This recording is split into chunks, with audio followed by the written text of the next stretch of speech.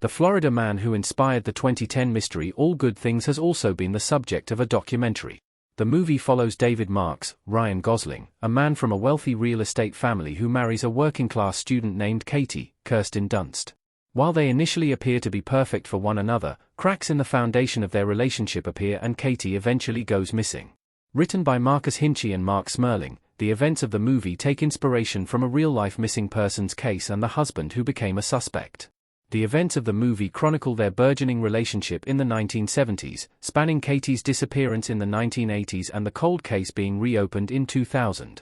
While there are plenty of liberties taken with the story since not all details were known at the time, and still are not, the movie has been seen as a mostly true account.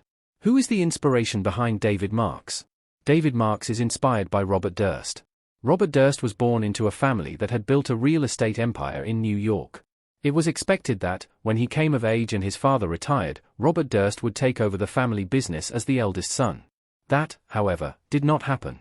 Durst grew up with 3 younger siblings, but had a rivalry with his younger brother Douglas, which is hinted at in the movie, though Douglas's name is changed to Daniel for the story. In fact, though Durst grew up insisting that he witnessed his mother's death, Douglas revealed in a New York Times interview that it was not true. It was also revealed that the 2 siblings had to see a therapist growing up because of how bad their rivalry got, also via New York Times. Durst distanced himself from the family, much as David Marks attempts to do in the film, largely because he did not want anything to do with the family business. As the movie demonstrates, however, his father frequently convinced him to come back to work. Like Marks, Durst opened a health food store in the early 1970s in Vermont, but also like Marks, he shut the store down in 1973 when his father convinced him to move back to New York. That's also the year he married Kathleen McCormick, named Katie McCarthy in the film, via Wall Street Journal. When Kathleen disappeared a decade later in 1982, she was a medical student just a few months shy of earning her degree to become a pediatrician, via New York Times. Though Durst reported her missing, it would take decades for police to investigate her case. In the meantime, Durst, like Marks, would end up in several other legal entanglements, as shown in the film. He was investigated for the death of Susan Berman, named Deborah Lemon in the movie, the same friend who had given him an alibi for his wife's disappearance.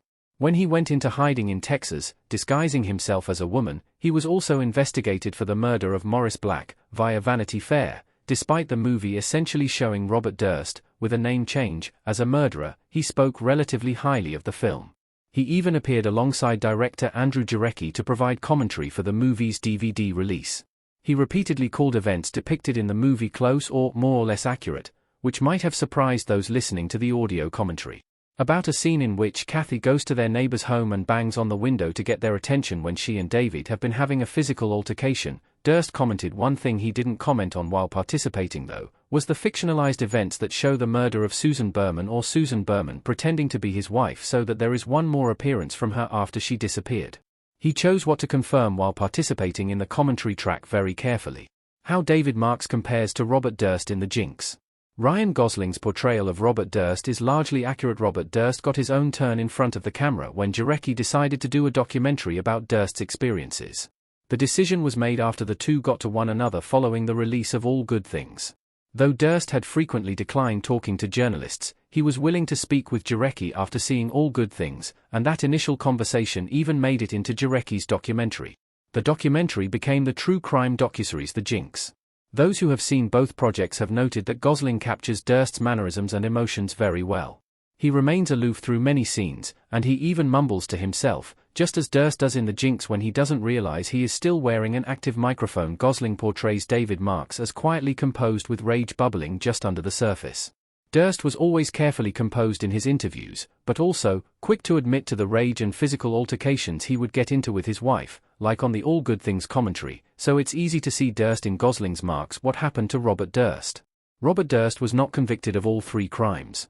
A photo of Robert Durst seen through a glass with handcuffs in the back of a car in The Jinx, Part 2 image via Max. In 2003, Robert Durst was put on trial for the murder of Morris Black, a man he knew while living in Galveston, Texas. Black was killed and his body was dismembered. His head was never found. Durst's lawyer argued that Durst was responsible for Black's death, but that it was in self-defense, and he was acquitted. When All Good Things premiered in 2010, Durst was living in Florida. Maps of Florida and Louisiana had been among his possessions when he was arrested for Black's murder. It was not until 2021, when Durst was 72, that he was put on trial for the murder of Susan Berman and convicted for her murder. He was sentenced to life in prison. Durst was also charged with the disappearance of his wife after 40 years, but he died in prison in 2022, so the charges were dropped.